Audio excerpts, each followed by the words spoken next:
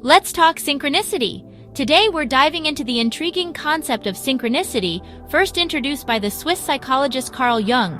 You know Jung, that guy who was all about the collective unconscious and all that weird, wild stuff. Synchronicity is this idea that there are these meaningful coincidences that happen in our lives. You know, like when you're thinking about someone and they call you out of the blue, or when you keep seeing the same number everywhere you go. Jung believed these weren't just random events, but that there was something deeper going on. Let's explore this thing, man. It's some real X-Files stuff. So, synchronicity, it's basically like when two or more things happen that seem connected, but there's no logical explanation for it. Like, it's not cause and effect, you know?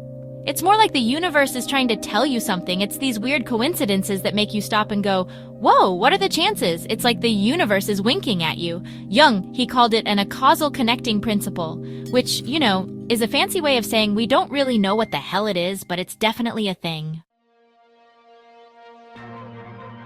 Now Jung, he was a smart dude. He was like the Elon Musk of psychology, always pushing the boundaries. He believed that these synchronicities were glimpses into the collective unconscious. This is like a deep well of shared experiences and archetypes that we all tap into. Imagine like a giant cosmic internet, right? And these synchronicities, they're like downloads from that cosmic internet, man. They give us clues about our lives, our purpose, the whole shebang.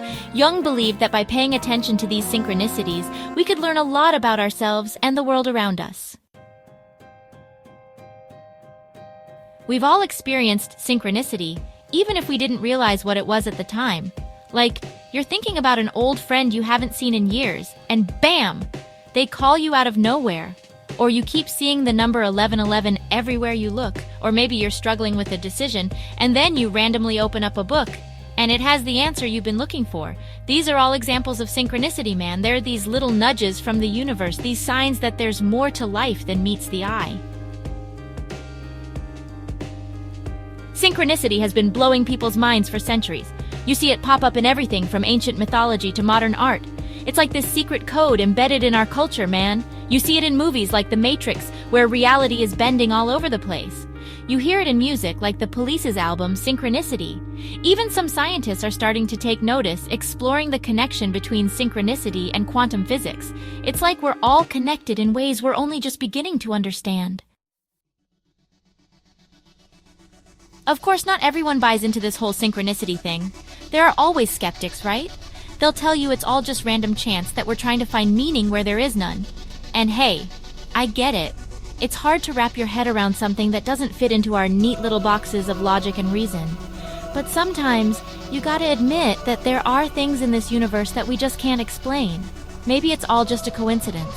Or maybe, just maybe, there's something more going on here. One of the coolest things about synchronicity is how it pops up in popular culture. It's like this secret handshake between artists and audiences, a way of acknowledging that we're all part of something bigger. You see it in movies like Vanilla Sky, The Butterfly Effect, even Back to the Future, where these weird coincidences have huge impacts on people's lives. And in books, man. Paulo Coelho's The Alchemist is all about following these synchronicities, these omens that lead the protagonist on his journey. It's like synchronicity is this universal language that speaks to something deep within us.